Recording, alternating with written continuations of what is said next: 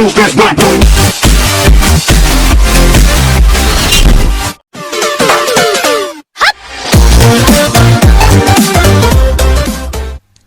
setelah dua modul tadi, modul warehouse dan modul production yang sudah dijelaskan, modul berikutnya yang akan saya jelaskan adalah modul B2B.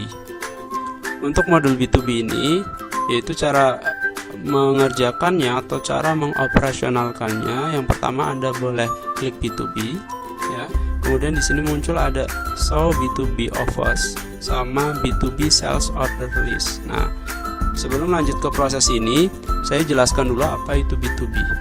Jadi pada saat kita belum menjalankan modul B2B ini, kegiatan bisnis kita hanya melakukan proses penjualan secara reguler yang dilakukan di masing-masing retail yang kita punyai, dimana penjualan secara reguler ini untuk kuantitas barang yang terjual ini sangat dipengaruhi oleh konsumen yang ada di masing-masing wilayah ini. Nah, tentunya ini tidak terlalu banyak jumlah barang yang akan terjual jika dibandingkan kita menggunakan modul B2B ini, di mana modul B2B ini kita akan melakukan penjualan untuk tingkat wholesaler. Kalau di retail kita jual ke end konsumen atau end user, kalau di B2B kita akan jual di wholesaler, dan tentunya jumlah penjualannya itu akan lebih besar dibandingkan penjualan yang dilakukan di retail. Oke. Caranya yang pertama, Anda bisa klik show B2B offers. Ketika kita klik ini, nanti akan muncul tampilan tawaran-tawaran dari B2B atau permintaan-permintaan dari wholesaler kita. Yang pertama, untuk B2B ini dibagi menjadi dua jenis, ada deal or bid, ya. Apa itu deal, apa itu bid? Ini saya jelaskan, ya. Yang pertama, contohnya kita akan ambil yang bid. Kita klik. Nah, bid di sini adalah si wholesaler, yaitu meminta produk ke kita. Jenis produknya adalah melon juice. Permintaannya sebesar 138.000 unit dalam satu kali permintaan. Nah, maksimum bid price allowed-nya adalah 24,28 dolar Singapura. Nah, kemudian dia minimum bidders-nya adalah 1, penaltinya adalah 6.000. Ini nanti penalti ini terkait misalkan ketika Anda sudah mengambil bid, ternyata barang yang ada di warehouse Anda atau di retail Anda tidak ada. Selagi Anda belum memenuhi proses B2B ini, perharinya Anda akan dilakukan penalti sebesar 6.000 dolar Singapura. Nah, biasanya penalti itu per masing-masing jenis wholesaler itu berbeda-beda. Anda nanti tinggal lihat. Nah, dari adanya penalti ini, tentunya ketika Anda mau melakukan B2B, Anda harus lihat dulu kemampuan barang yang ada di gudang ataupun di retail Anda. Oke, kita kembali lagi ke penjelasan yang bid. Ketika Anda melakukan proses bid ini, nanti di sini ada yang namanya bid price. Anda bisa menawarkan harga sesuai dengan kemampuan COGS Anda. Contohnya gini, di sini ada maksimum bid price allowed. Di sini ada 24,28 dolar.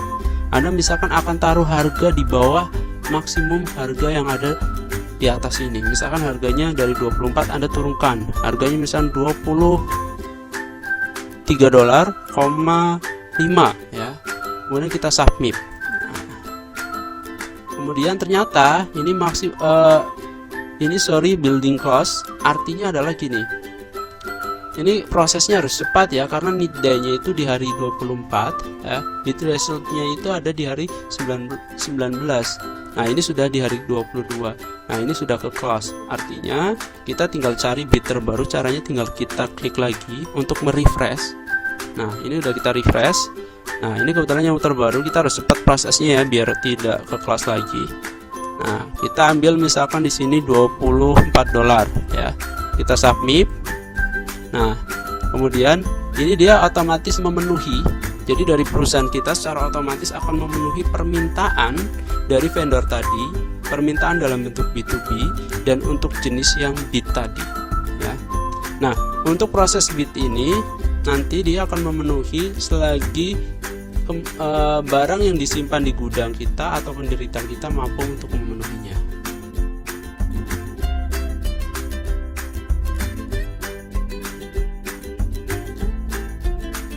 proses B2B yang bid tadi, itu belum tentu Anda bisa dapat kesempatan untuk menjual barang tersebut, karena nanti pihak wholesaler itu akan membandingkan harga terbaik dari beberapa kelompok yang mengambil jenis bid tadi. Jadi ketika Anda tadi sudah ambil bid, nah di sini nanti harganya akan dibandingkan, ya.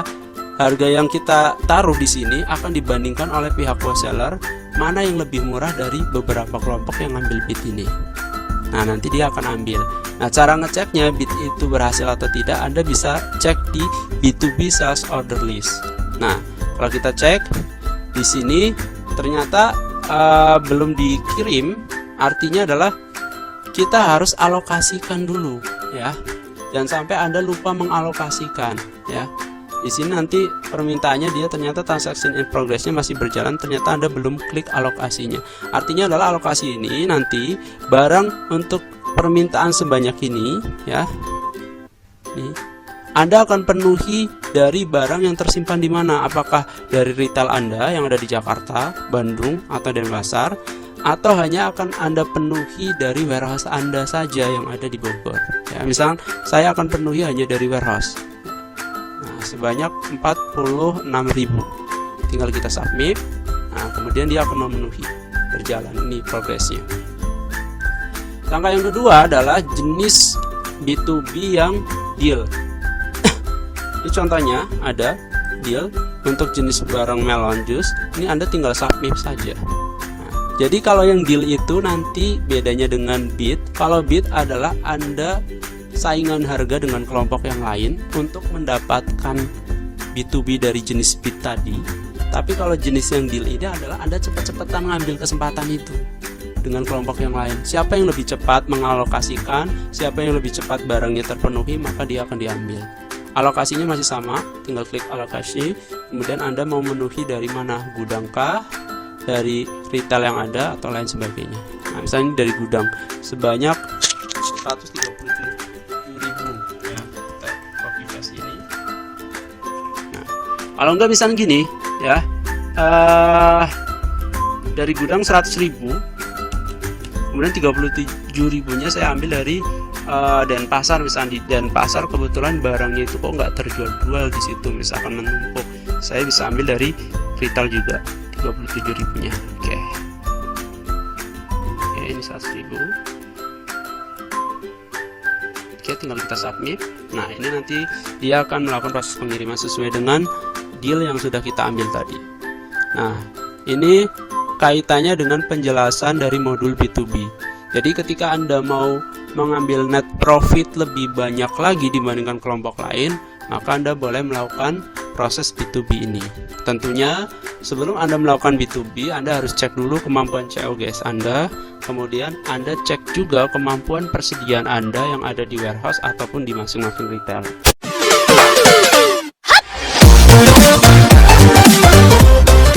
Penjelasan modul berikutnya yaitu modul keempat. Kaitannya dengan modul keempat ini adalah modul forecast, ya. Nanti Anda tinggal akses modul forecastnya dengan cara klik modul forecast. Kemudian setelah Anda klik modul forecast ini, ya, nanti di sini muncul dua pilihan, di mana dua pilihan ini yang pertama ada retail demand, yang kedua ada wholesaler demand. Artinya di sini retail demand itu dia akan menyajikan peramalan data untuk di bagian retail, tentunya di masing-masing wilayah yang kita sediakan, baik itu nanti di Jakarta, Bandung, atau Denpasar. Kalau di bagian wholesaler ini, dia akan menyajikan data berupa peramalan untuk larinya nanti di modul B2B atau permintaan yang bersumber dari wholesaler. Oke, contohnya di sini saya akan mengakses untuk retail demand. Kita tinggal klik retail demand-nya. Setelah kita klik, di sini dia akan menyajikan peramalan, ya, dalam bentuk grafik. Nanti peramalan ini kaitannya dengan jumlah demand untuk masing-masing jenis barang dan untuk masing-masing wilayah penjualan atau wilayah retail. Nah, contohnya saya ambil adalah dari hasil forecast demand pada retail. Ternyata di hari 120, 121, dan 122 ini mengalami peningkatan demand. Ini khususnya kalau kita lihat yang paling tertinggi adalah demand dari jenis produk orange juice untuk demand di retail Jakarta atau di wilayah Jakarta. Nah, nanti Anda bisa lakukan proses pembelian dengan dua cara, ya. Apakah Anda melakukan proses pembelian dengan cara yang biasa kita lakukan, tetapi resikonya adalah kita akan menyetok banyak barang di area gudang atau di area retail. Terus kalau cara yang kedua adalah Anda bisa lakukan dengan cara pembelian nanti dikirim ke retail, tetapi Anda menggunakan dokumen. Tadi kebutuhan adalah 13.000, saya cukupi 12.000 aja misalkan, ya. Misalkan Anda menggunakan jenis dokumen feature delivery, ya, tinggal Anda submit. Feature delivery ini adalah Anda beli di periode sekarang tetapi dikirim sesuai dengan periode yang dibutuhkannya 120. Di periode 120 saya kirim. Submit, kemudian saya approval. Nah, nanti dia akan melakukan proses pengiriman di hari ke 120 sesuai dengan dokumen yang diajukan pada saat kita pembelian menggunakan dokumen feature delivery, dan seterusnya. Begitupun nanti pada saat Anda akses wholesaler demand. Ini Anda lakukan prosesnya sama persis. Apakah Anda mau stok yang banyak di gudang, atau Anda melakukan proses yang kedua dengan cara Anda beli tetapi Anda terbitkan dokumen feature delivery.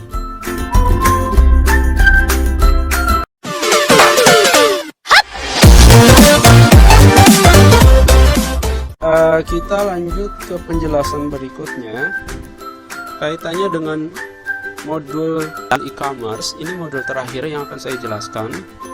Sebelum saya menjelaskan kaitannya dengan cara mengoperasionalkan modul e-commerce, di sini proses bisnis modul e-commerce ini sama persis dengan proses bisnis yang sudah kita jalankan sebelum-sebelumnya. Cuman bedanya adalah jika bisnis proses yang tadi itu kita lakukan secara manual di sistem ini, kalau e-commerce ini kita lakukan proses pembelian dan penjualannya itu secara online. Misalnya saya pilih yang on time.